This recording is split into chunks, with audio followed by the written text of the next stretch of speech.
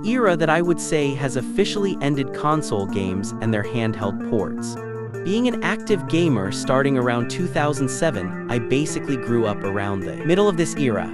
I felt like this was a great time to be an active gamer, even with games like LEGO Star Wars 2 for the DS, which most of us would like to forget existed. If you've never seen or heard of this game, I urge you to go check it out. It's a frame rate dropping disaster. Not to mention the horrible cutscenes. There was some redemption though. The PSP being a more powerful console than the DS was basically a PS2 portable.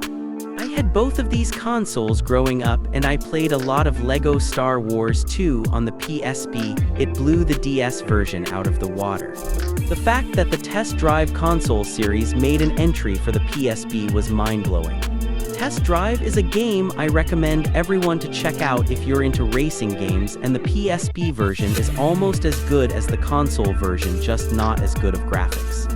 But then you had ports like LEGO Star Wars 3 for the PSP, which was basically the DS and 3DS version on the PSP. It wasn't necessarily a bad game, I just felt like they could have done more with it. I find myself just going back to play the console version instead.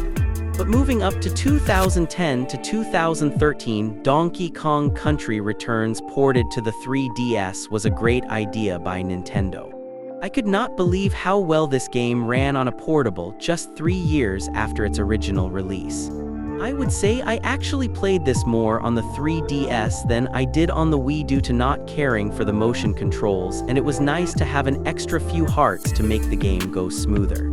Another time where there was an impressive installment ported to a handheld was Super Mario 64 DS.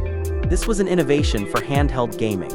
Up until this point, 3D gaming on a handheld was thought to be near impossible to happen.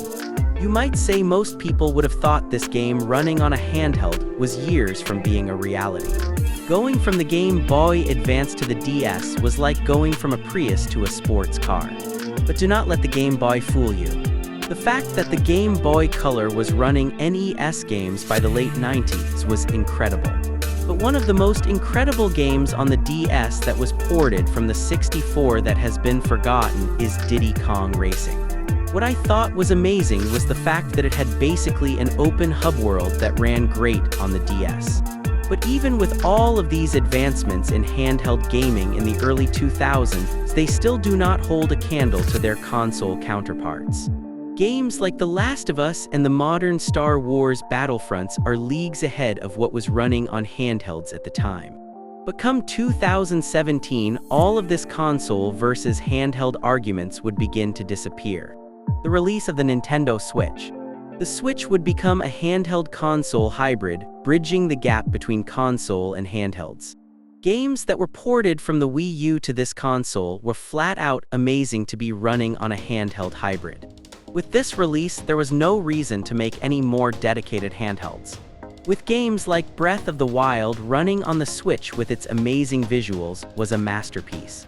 I think from here on out there most likely won't be any more dedicated handhelds as long as consoles like the Switch are around.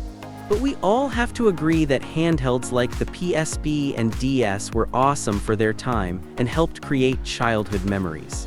Do you think that handhelds will ever make a comeback? Leave a comment on what you guys think and feel free to like and subscribe. Viewers make all the difference. Thanks everyone for watching.